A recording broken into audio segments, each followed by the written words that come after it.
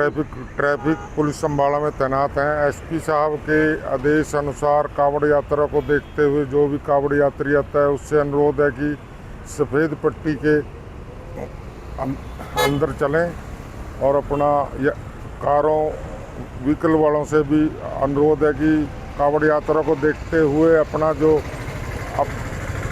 Vehicle है उसको कम गति में धीरे चलाएं।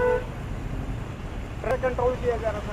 ट्रैफिक व्यवस्था को अपने होमगार्ड जवानों को साथ में लेके जो भी कावड़ यात्री आता है या कोई दिक्कत होती है उसको चौक से पार करवाते हैं। चल रहा सर ये? हाँ, बढ़िया सुचारू रूप से चला रहे ट्रैफिक को ताकि किसी भी कावड़ यात्री को कोई दिक्कत ना हो। सबसे महत्वपूर्ण तो हमारा जो कावड़ का ये जो यात्रा मार्ग है, उस यात्रा मार्ग पे जो हैवी व्हीकल है उनका डाइवर्जन किया गया है। मेन डाइवर्जन हमारा काड़पी पुल के नीचे से लेते हुए उस ट्रैफिक को पूरे को 344 NH 344 पे डाला गया है, ताकि जो कावड़ों का जो यमुनानगर से होते हुए हमारे GT रोड होते हुए चाहे कैथल जाना हो चाहे पंजाब जाना हो, जो भी कावड़ यात्रा का मार्ग है उसके ऊपर कोई भी हैवी व्हीकल ना रहे। साथ ही हमने अलग अलग जगहों पे ट्रैफिक की व्यवस्था की है, नाके लगाए हैं। जहाँ पे भी कावड़ की जो शिविर लगे हुए हैं उन सबको भी हमने हिदायतें दी है कि शिविर है वो रोड से थोड़ा पीछे हट के रहे, ताकि अनायास किसी प्रकार का कोई ट्रैफिक का एक्सीडेंट ना हो। इस तरह के इंतजाम किए गए हैं। जैसे ही कावड़ की जो कावड़ यात्रियों की संख्या बढ़ेगी उसके बाद में हम यहाँ पे नाकों की संख्या भी और बढ़ाएंगे। हाँ, देखिए बिल्कुल ये सबसे इम्पोर्टेंट है कि जो कावड़ यात्री जाते हैं वो पहले तो लोकल प्रशासन में इसके बारे में सूचना दे के जाएँ।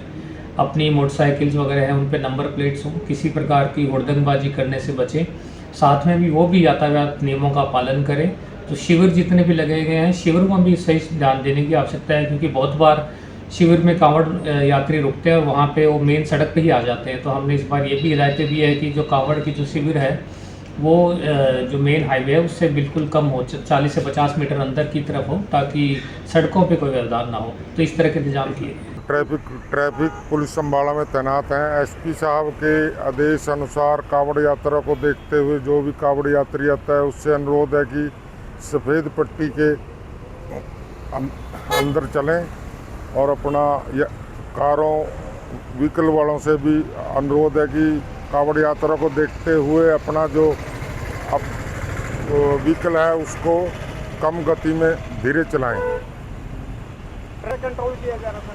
ट्रैफिक व्यवस्था को अपने होमगार्ड जवानों को साथ में लेके जो भी कावड़ यात्री आता है या कोई दिक्कत होती है उसको चौक से पार करवाते हैं। चल रहा सर ये? हाँ, बढ़िया सुचारू रूप से चला रहे ट्रैफिक को ताकि किसी भी कावड़ यात्री को कोई दिक्कत ना हो। सबसे महत्वपूर्ण तो हमारा जो कावड़ का ये जो यात्रा मार्ग है, उस यात्रा मार्ग पे जो हैवी व्हीकल है उनका डाइवर्जन किया गया है। मेन डाइवर्जन हमारा काड़पी पुल के नीचे से लेते हुए उस ट्रैफिक को पूरे को 344 NH 344 पे डाला गया है, ताकि जो कावड़ों का जो यमुनानगर से होते हुए हमारे GT रोड होते हुए चाहे कैथल जाना हो चाहे पंजाब जाना हो, जो भी कावड़ यात्रा का मार्ग है उसके ऊपर कोई भी हैवी व्हीकल ना रहे। साथ ही हमने अलग अलग जगहों पे ट्रैफिक की व्यवस्था की है, नाके लगाए हैं।